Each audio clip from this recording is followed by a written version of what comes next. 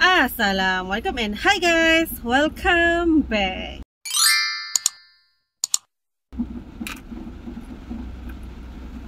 Anak Syayata, mana anak Syayata? Okay, anyway, sekarang musim perayaan kan. So, mestilah kita akan berkunjung di rumah saudara mara kita, keluarga kita, adik-beradik kita, jiran-jiran kita, orang-orang yang kita kenal. Duha. Dan ya, mesti ada juga orang yang buat open house dan kita dijemput datang ke rumah dia. So sebenarnya kan kita ada banyak tau benda yang kita kena jaga bila kita datang rumah orang ataupun menghadiri sesuatu majlis. Contoh ya, bila kita datang rumah orang tu, kalau kita nampak ada sesuatu kekurangan dalam rumah tu, kita kalau boleh jangan cakap, jangan celupar, dan jangan terkeluar perkataan yang boleh menyakiti hati diorang. Contoh ya, kau pergi rumah orang tu tiada TV. Kau jangan tanya, mana TV? Jangan tanya, okay?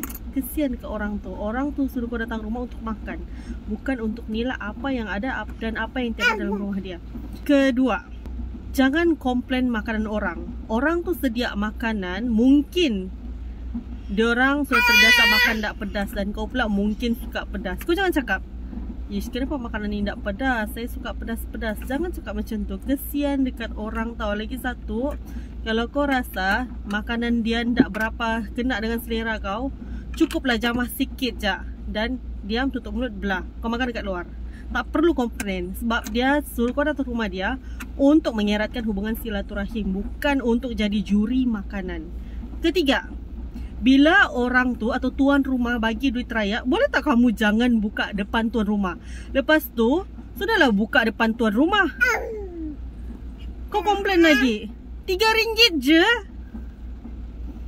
Ya duha, dia bilang RM3 je. Allah, cuba bersyukur sikit. Dan bagi kita kan, dan untuk kita ni orang-orang tua, cuba ajar anak sikit, jangan buka sampul tu depan tuan rumah. Kalau mau buka, aku tahu lah excited tau. Kalau mau buka pun buka lah dalam kereta. Kalau enggak pun, kita sebagai parents ni, once anak kita dapat sampul, minta dekat orang sampul tu. Tak pun ajar anak kita jangan buka sampul depan tuan rumah. Kau sebetulnya bersyukur tau orang bagi.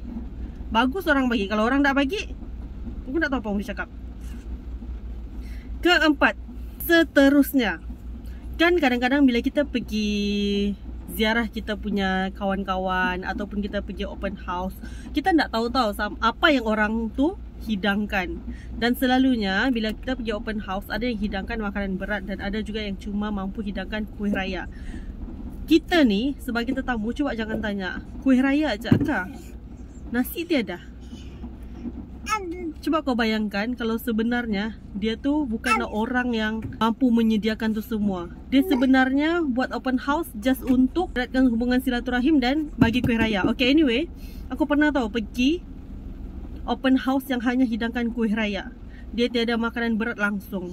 Mungkin ada yang cakap, kalau macam tu baik nak payah buat open house. Tapi aku mau tanya balik, sejak bila open house kita wajib menyediakan makanan berat istimewa dan makanan yang sedap-sedap? Sejak bila? Tiada kan? So apapun yang dihidangkan, terima, makan je. Kalau rasa tak sedap, macam aku cakap tadi, tinggalkan dan belah, makan dekat luar. Terakhir sekali, okay, ini poin paling penting. Kita bila datang rumah orang tu, cubalah beradab sikit. Cubalah kita sedar diri sikit tau. Cuba jangan sesekali masuk bilik orang sesuka hati. Itu bilik orang tau, privacy. So boleh tak jangan masuk sesuka hati. Hai guys, sambung video hari tu. Poin last sekali, okay, jaga privacy orang. Orang jemput kita datang rumah bukan untuk kita masuk biliknya sembarangan, cek dia punya peti ais, buka dia punya almari, tidak, okay. So kita sebagai tetamu tolong hormat privacy orang. Okay, ini yang last sekali, okay, last. Bagi korang yang ada anak kecil tu, korang kalau sudah tukar pampers anak, bolehkah buang pampers tu ataupun bawa balik ke rumah? Jangan buang dekat dalam tong sampah dapur tuan rumah, okay? Sebab bau semerbak tu membuatkan rasa macam tidak sopan tau, okay? Karena baik anak saya menjerit macam biasa. Assalamualaikum.